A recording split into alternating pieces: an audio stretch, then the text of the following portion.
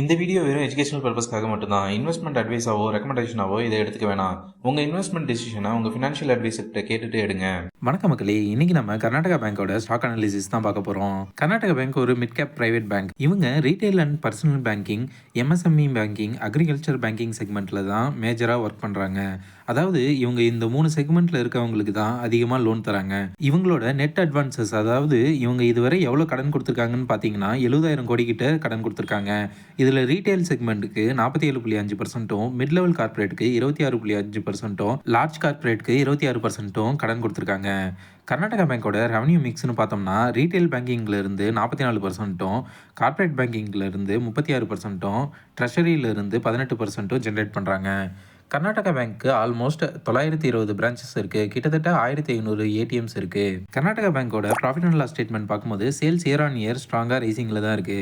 2022 6,222 கோடியாக இருந்த சேல்ஸ் 2025 9,014 கோடியாக உயர்ந்திருக்கு. ப்ராஃபிட்னு பார்த்தா கூட இயர் ஆன் இயர் ரைசிங்கில் தான் இருக்குது. 2022 509 கோடி ப்ராஃபிட் பண்ணியிருந்தவங்க 2025 1,306 கோடி ப்ராஃபிட் பண்ணியிருக்காங்க. கிராஸ் என்பிஏன்னு பார்க்கும்போது 3.9% இருந்து 3.64% குறைஞ்சிருக்கு.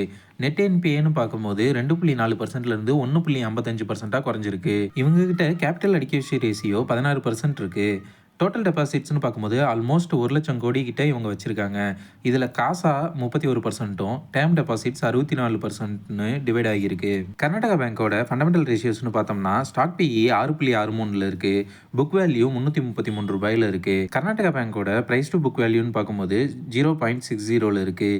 மீடியன் பிபின்னு பார்க்கும்போது 0.60 தான் இருக்கு. ROE 11.1%லையும் ROCE 6.33%லையும் இருக்குது. இப்போ பார்த்த மெட்ரிக்ஸ் வச்சு பார்த்தா ஃபண்டமெண்டலி ஃபேர் வேல்யூஷனில் தான் இருக்குது. இன்னும் அண்டர் வேல்யூடாக ஆகலை. கர்நாடகா பேங்கோட டெக்னிக்கல் சார்ட் பார்த்தா கூட அதோட ஆல் டைம் ஹையான 282 ரூபாயிலிருந்து 30% ஃபால் டவுன் ஆகியிருந்தாலும் டெக்னிக்கலி ப்ரீமியம் ஜோனில் தான் இன்னும் ட்ரேட் ஆகிட்டு இருக்கு.